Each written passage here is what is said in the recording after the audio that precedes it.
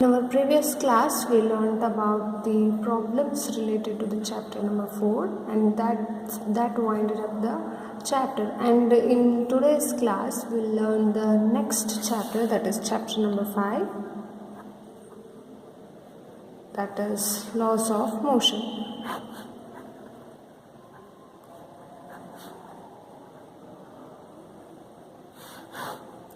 So, from the previous two chapters, hope you all have understood what is the motion of an object in 1D or motion of an object in 2D, that is linear motion and motion in a plane. And now from this chapter, we'll be dealing with motion of an object in plane or space. So, before that, we understood the concept of displacement, distance, velocity, acceleration, average velocity, instantaneous velocity, average acceleration and instantaneous acceleration. So with all these basic concepts, we understood that in a uniform motion, so we need the concept of velocity. So to understand uniform motion, first we need to understand the concept of velocity. So if at all, if it is non-uniform motion,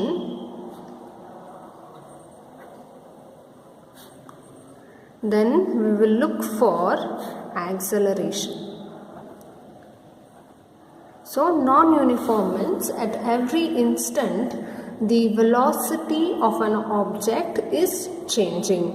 That means the change in velocity of the particle will give you acceleration. So in non-uniform motion, we actually look for the concept of acceleration. So far we have learned the motion of a particle in plane or linear motion of the objects.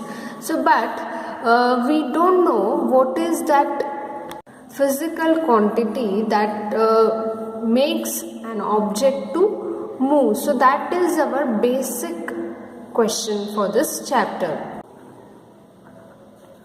So to move this football from rest, say let's suppose there is a football, so which is at rest. Rest means the ball is not moving. So now to move this football in this direction, what we need to do? We need to give the force in this direction. So this force can be like kicking of the ball. So that means if someone kicks the ball in this direction, then this football would move in this direction. So here what we have observed is, so to move the football which is at rest, we need an external force. So that is, so someone should kick it in a direction of F such that this ball can move in the direction or in a forward direction. So now let us take another example. So let's suppose you have a stone. So this is stone. So now to throw this stone upward, what we need? We need a force. So from our hand will give a force to the stone such that that can move upward. So when it moves upward, it is actually going opposite to the direction of gravitational force. So that means there is a force which is making a stone to move in an upward direction. So that force will be given by your hand. So again here you have the force F. So that means again you have an external force. So next example is, so whenever there is a breeze, so this breeze causes branches of tree to swing. So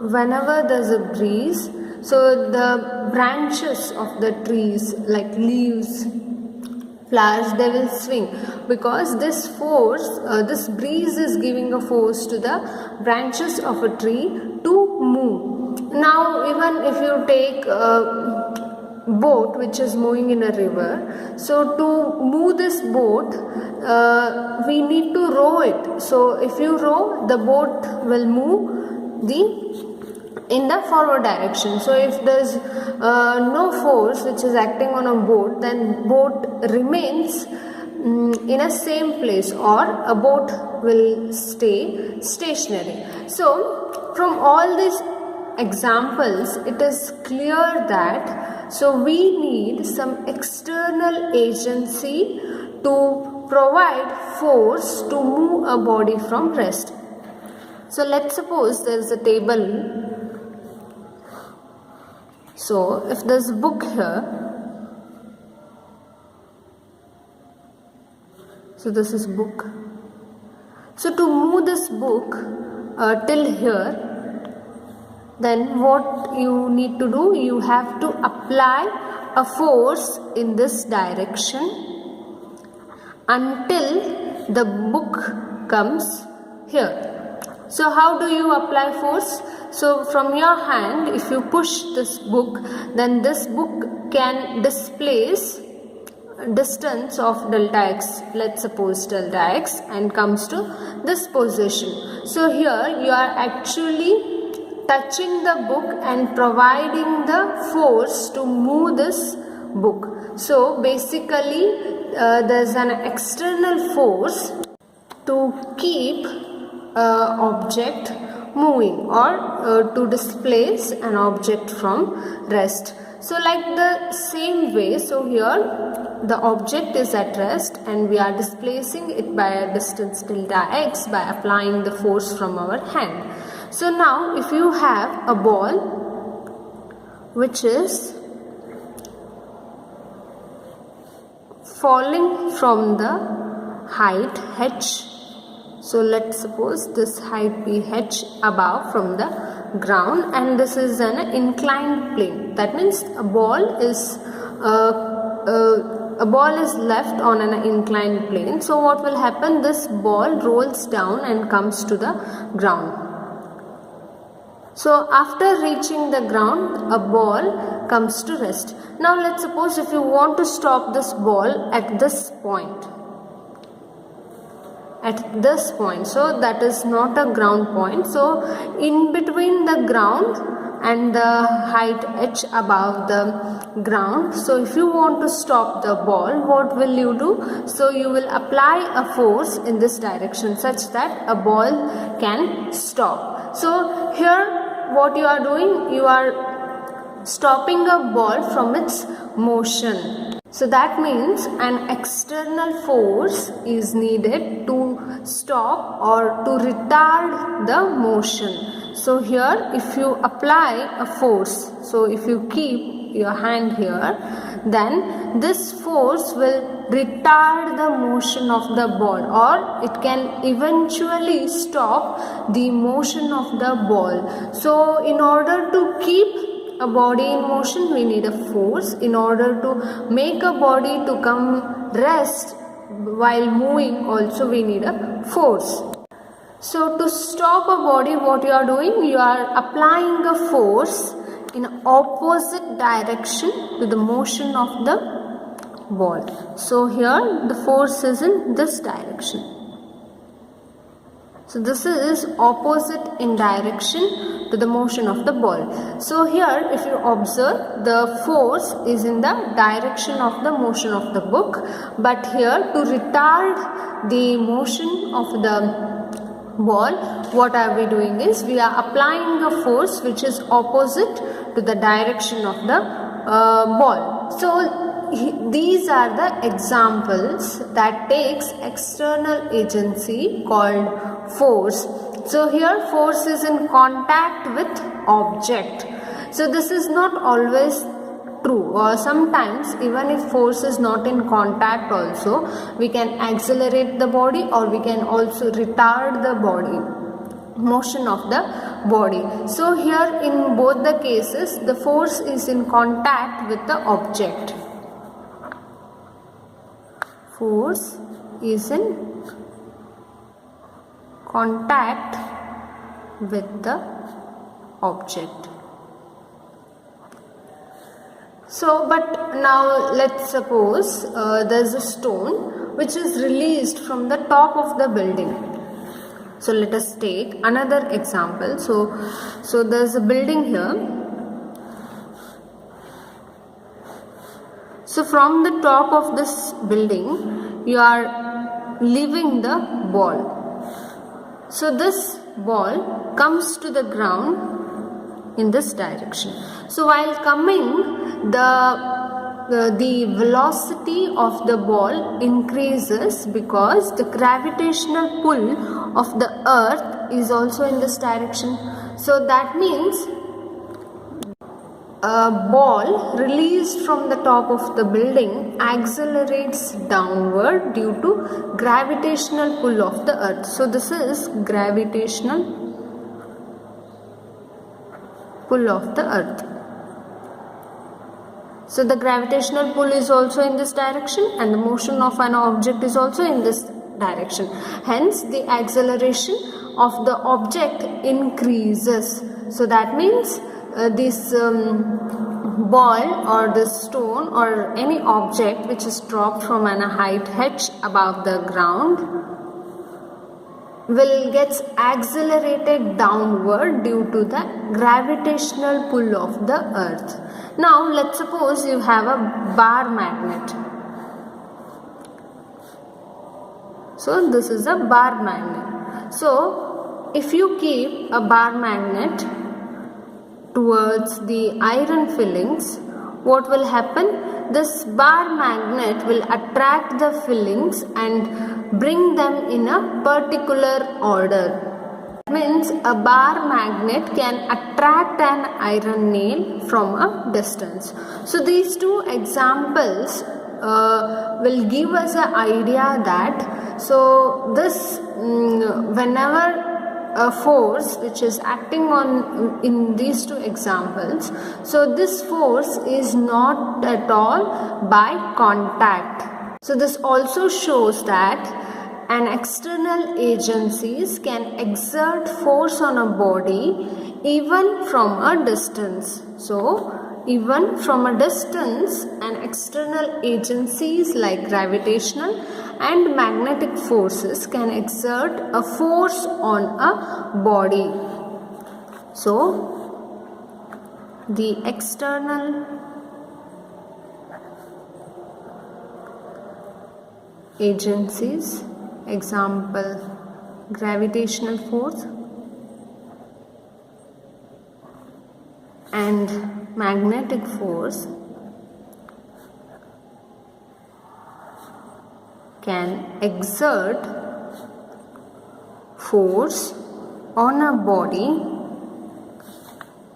even from a distance. So in both the cases here, the gravitational pull is also from a distance and this attraction of iron nails by the magnet is also from distance. So here in short, if you take both the cases, so here force is not in contact with an object, so here the force is in contact with the object.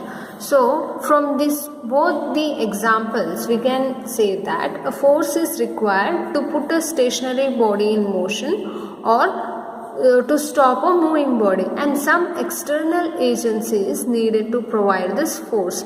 The external agency may or may not be in contact with the body.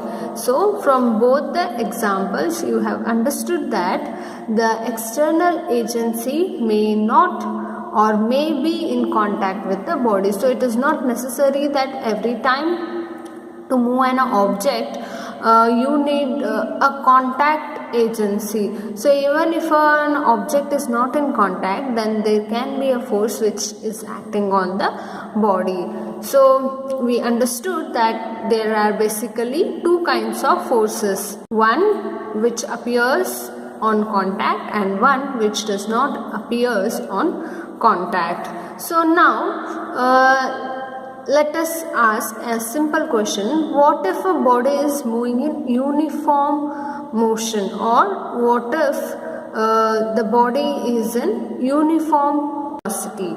Like an example, a skater moving straight with constant speed on horizontal ice slab.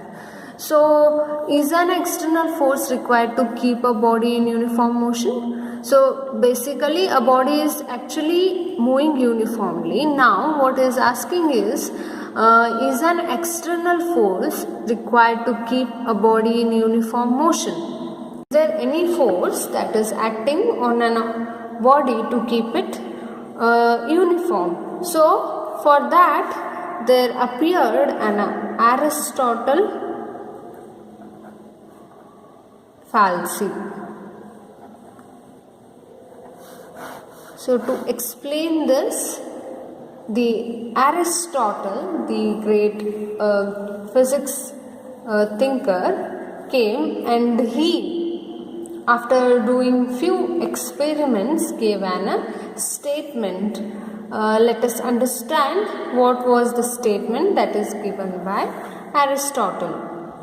So, the question which I have asked before, so that question may appear simple, but to understand or to give a solution for the question took the ages. So, it took so many years to explain the correct solution for that question.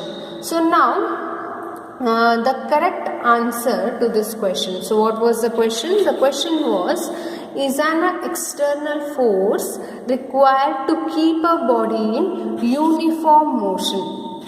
So, what was the question? So, I'll write the question here. Is an external force required to keep a body in uniform motion?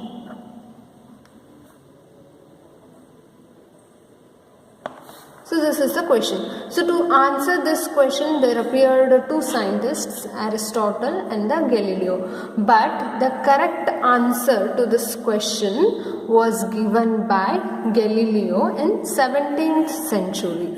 So the answer to this question was given by Galileo during 17th century.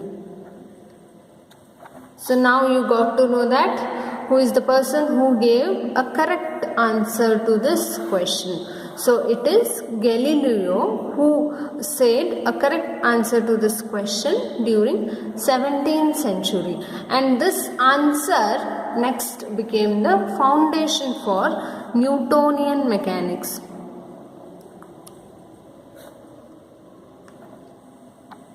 So with this answer, so there appeared a Newtonian mechanics, and that gave birth to modern science. So people started thinking in a different way.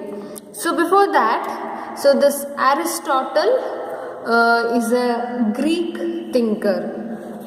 So now let us learn about this Aristotle. So he is a Greek thinker.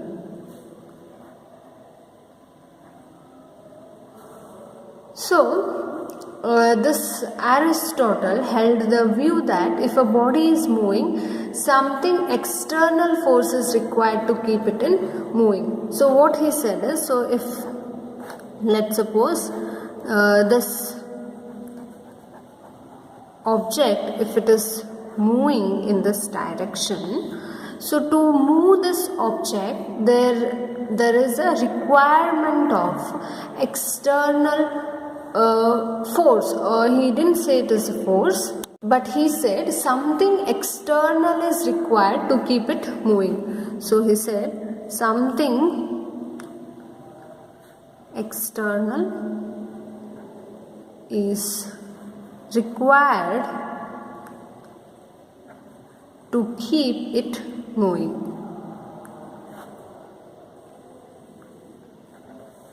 So according to this, so let's suppose, so if you have bow and arrow. So if you shoot arrow from the bow, what will happen? The arrow goes in this direction.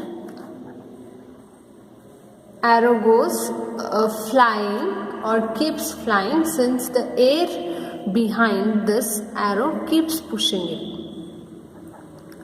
So when this air keeps the arrow pushing, then only this arrow moves in the forward direction. So this was the idea that gave the Aristotle to give this statement. But now most of the Aristotelian ideas on motion are now proved to be wrong, because so if you understand the motion of an object in the coming lecture, then you will say that whatever the statement that is given by the Aristotle, so the statement is like an external force is required to keep a body in motion. So this is the statement which is given by Aristotle. So this statement later proved to be wrong. So this statement was given by Aristotle by considering few examples or by considering few motion of a bodies in universe, but later this statement of Aristotle proved to be wrong, or Aristotelian law of motion is flawed, as we shall see further. So now naturally we know that, so if you have a car or toy car, so let's suppose you have a toy car here. So to move this toy car, so consider this as a car. So to move this car, so you constantly have to apply a force. So if you see a small child playing this simple toy car, so this child will know that it needs to continuously give a force to make a toy to move or to keep it going. But if a child stops giving a force, then this car will eventually comes at rest. So if it releases the car, so this comes rest. So this experience is common in most of our terrestrial objects also. So external force seem to be needed to keep bodies in motion. So left to themselves, all bodies eventually come to rest. So if you apply the force on a body, then only this body will be in a motion. So if you stops applying the force on this body, then the body comes to rest. So this is the actually wrong concept. So now let us ask, what is the flaw in Aristotle's argument? So now you have understood this car's example. So now you can ask, what is the wrong thing which is given by the Aristotle?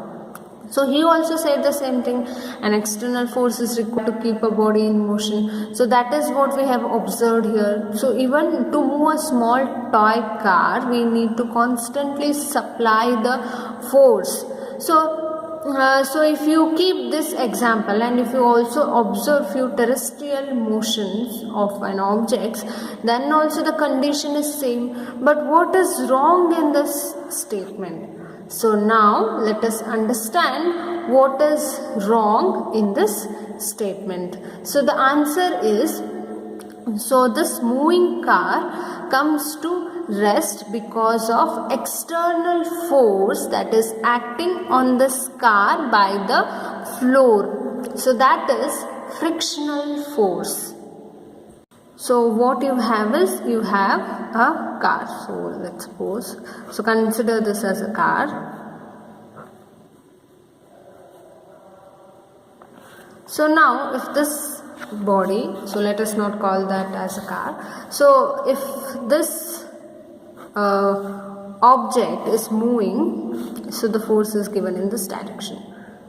So this is the statement that is given by Aristotle, that if you constantly supply the force to an object, then that will keep on moving, or else that will comes to rest. But the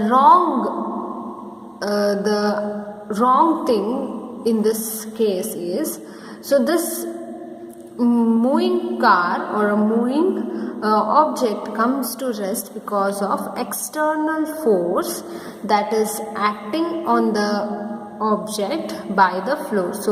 So here this floor, whatever that is there, so on which the object is moving, so this floor will opposes the motion of the object. So the force will be in this direction. The opposing force that is given by a floor to the object will be opposite to the direction of the external force that is applied. So this force here is called the frictional force. So frictional force, which is given by the floor to the moving object, opposes the motion of an object. So to counter this force, we need to supply a force larger than this force. That means a child should apply an external force on the car in the opposite direction to this force. So now when the car is in uniform motion, so there is no net external force acting on it. So when the car is in uniform motion,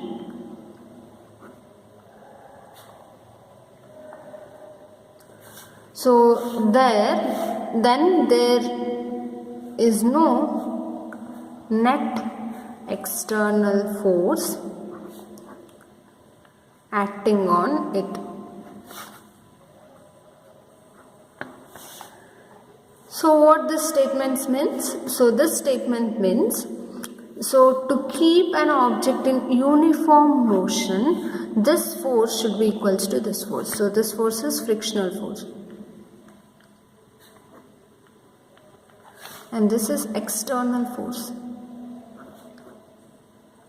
So if this force is equals to this force, or this is the force that is given by a child to the toy, if this force is equals to the frictional force, then you can say that the object or a particle is in uniform motion. So the corollary here is, if there were no friction, then the child would not be required to apply any force to keep a toy car in uniform motion. So now if you remove this frictional force, so if there is no frictional force which is acting opposite to this force, then what will happen? This object would move in this direction. So there is no force which is opposing this motion of the body, then this body would be in a uniform motion. So if there is no friction, then a car will be in a uniform motion. So that is the corollary. So this opposing forces, like as I said, here is friction. So friction appears in solids. So if you take this fluids or liquids, there appears the viscous force. So both these viscous force and the friction force, so both these forces opposes to the motion of the in friction it opposes the motion of the object. So in viscous force it opposes the motion of fluid. So the opposing forces are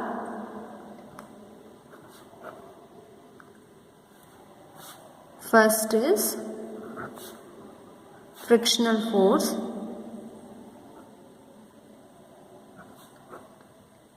so where does this comes? This comes in solids. And the second is viscous force, so this appears in fluids. So this explains why forces by external agencies are necessary to overcome the frictional force and to keep a body in uniform motion. So now we understood what was the wrong in the Aristotle's law. So this, he coded this practical experience in the form of basic argument. So to get the exact or the true law or the statement for the motion of the objects, so there comes a Galileo who did a series of experiments and gave us a statement. So before that, let me clear this concepts again. So let's suppose if you have a stone which is kept on the floor. So to move this stone in this direction, what will you do? You will apply a force in this direction. So hope this point is clear to you all. So this is stone. So now this floor will opposes the motion of the stone. So this floor will not let the stone to move as it wants to be. So this floor will give or will supply a force which opposes this motion. So that force is known as frictional force.